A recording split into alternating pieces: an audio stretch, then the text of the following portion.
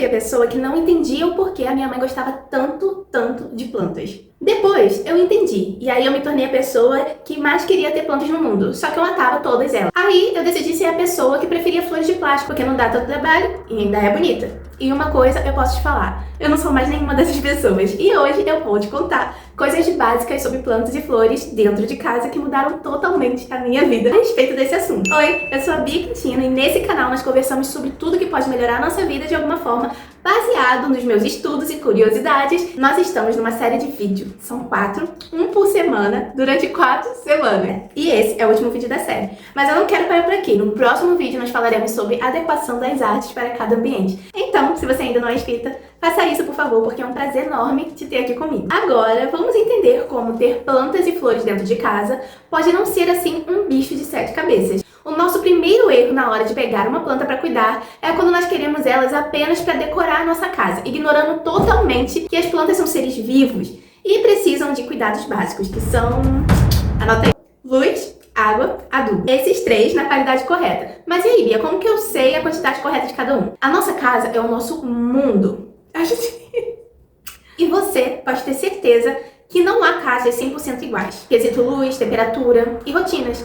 A questão principal é que ter plantas te convida a sentir a sua casa de uma forma diferente e mais presente. Por exemplo, há muitas pessoas que dizem que é necessário regar certa planta a cada 2 dias, mas a verdade é que não podemos generalizar. Primeiro, porque a possibilidade de termos diferentes espécies dentro de casa é enorme. E segundo, que cada espécie precisa de algo diferente. E a questão aqui, essa pessoa não mora na sua casa, então não tem como ela saber se a sua casa é mais úmida ou mais seca, para dizer com tanta certeza que a sua planta precisa dessa rotina específica. Por isso, o que eu aprendi tem dado muito certo por aqui, para saber se a planta realmente está precisando de água, é colocar o dedo no substrato da planta, aqui bem na terra, tá vendo aqui? Se grudar a terra, é porque ela está hidratada, senão ela está precisando de água. Se você reparar aqui, a minha daqui a pouco já está precisando de água, porque não grudou tanta terra. Então, olha, ela já está meio sequinha, sabe? Então, daqui a pouquinho, ela já vai estar implorando por água. Geralmente, dentro das casas, as plantas ficam dentro de vasos, como esse aqui. Por isso, existe um risco muito grande de nós afogarmos as plantas, colocando muito mais água do que a gente deveria. E aí, nesses casos, não tem jeito. A raiz apodrece e a planta morre. Eu não quero mais. Se não é para ser do meu jeito, também não quero de jeito nenhum. Porque eu fiz tudo como estava combinado com a vida. Eu falei, olha, eu vou fazer assim, vou ter esse resultado. Falhei em tudo.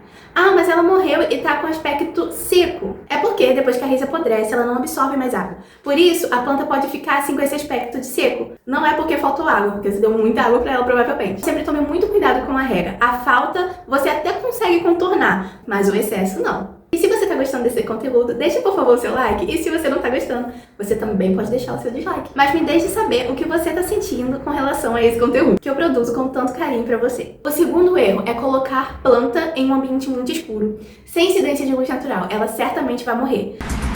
Mentira que ele fez isso comigo. Para esses lugares, o ideal é colocar arranjos de flores ou galhos com folhas, tipo esse daqui. Você pode pegar em qualquer árvore na rua. Inclusive, eu já fiz e faço muito isso, com bastante frequência. Fica lindo e o seu ambiente agradece. Mas planta só em ambiente com incidência de luz. Agora, a quantidade de luz depende da espécie da sua planta. As plantas que precisam de luz direta, que é quando o sol bate diretamente sobre ela dentro de casa, pode não ser o caso da maioria das pessoas, né? Não é o meu caso. Afinal, nós estamos falando de plantas dentro de casa. Então é muito mais difícil a gente ter esse tipo de sol dentro de casa. Mas se você tiver, tem plantas que gostam disso. E aí é só você dar uma olhadinha no Google quais são essas espécies. Mas no nosso caso específico, a gente vai tentar sempre comprar plantas de sombra. Mas lembra, sombra não significa sem luz. Significa apenas que não bate o sol diretamente nelas, mas que o ambiente precisa da luz natural. Deu mais ou menos pra entender? Eu espero que sim. O terceiro ponto é ver em que local da casa ela vai se adequar melhor. Se ela for baixinha, ela pode ficar em cima de uma prateleira ou de algum móvel.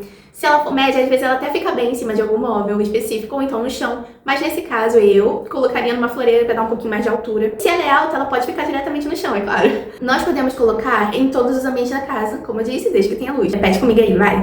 Desde que tenha luz. Acredito que eu consegui te passar o que eu sei sobre o cuidado básico que eu tenho sobre as plantinhas. Agora vamos falar de flores de corte, que é o que eu entendo um um pouco melhor, né? Que é mais simples. Essas sim podem ir em qualquer ambiente da casa, seja claro, seja escuro. E elas trazem uma beleza, uma vida surpreendente para o nosso dia a dia. Você pode conseguir em mercado de flores, na rua, no supermercado. E como eu falei anteriormente, tem como você pegar a folhagem na rua, nas árvores, colocar em um vaso ou em copo e elas já fazem um papel bem parecido. Acredita em mim, fica incrível. Os cuidados com elas são muito simples. Antes de colocá-las na água, você precisa dar um corte no caule. Deixa eu tentar mostrar aqui pra você. Aqui, ó, bem a pontinha aqui, não precisa ser muito, porque assim elas vão filtrar melhor a água. E se ela não vier com um sachê de cuidados, você coloca dentro da água um pouquinho de açúcar e um pouquinho de cloro ou água sanitária. Mas nunca coloque muita água na jarra ou no copo, porque isso apodrece o galho mais rápido. Um dedinho assim, ó, já é o suficiente. Você pode trocar ou acrescentar água quando você vê que tem necessidade. E sempre que você for fazer isso, corta um pouquinho do caule. Tem mais algum cuidado que você tenha lembrado aí, eu não citei aqui nesse vídeo? Fala aí. Agora vamos falar sobre os benefícios de ter plantas e flores dentro de casa. Por que ter essas preciosidades na nossa casa? Olha, isso vai muito além da beleza. Elas trazem inúmeros benefícios para o nosso bem-estar. Elas melhoram a qualidade do ar. Algumas plantas ajudam a filtrar toxinas, aumentando a umidade e purificando o ar que a gente respira. Elas reduzem os nossos estresses. O contato com a natureza, mesmo dentro de casa, ajuda a acalmar e reduzir os níveis de ansiedade. Elas trazem uma sensação de conforto maior, porque um ambiente com plantas fica muito mais acolhedor e te coloca no presente. Quando, por exemplo, nós precisamos colocar o nosso dedinho para saber se elas estão com sede, ou então quando nós vamos trocar a água lá do vaso. Nos dias de hoje, isso é muito precioso. Elas estimulam a criatividade e produtividade. Ter plantas no espaço de trabalho melhora a concentração e a nossa criatividade. E se você é uma mulher, assim como eu, e cuida das plantas e flores, elas terminam nos conectando com a nossa feminilidade, com a nossa essência mais pura. Eu não sei pra você, mas pra mim isso é maravilhoso. Eu me sinto super bem quando eu entro nesse estado de contemplação do belo e do bem. Aqui em casa eu uso tudo que eu contei pra vocês nesse vídeo e dá muito certo. Agora eu quero saber se você acrescentaria algum detalhe a mais que eu possa ter deixado passar desapercebido. A nossa série acaba aqui. Foi um prazer te ter comigo e eu te vejo no próximo vídeo. E se você tiver sugestões e ideias de vídeo pra esse canal, me fala aqui embaixo que vai ser um prazer te ouvir. E se você quiser receber uma cartinha minha no seu e-mail, com pensamentos, reflexões e muito mais, cadastre o seu e-mail no link que eu deixei aqui na descrição para você receber sempre que eu tiver cartas novas.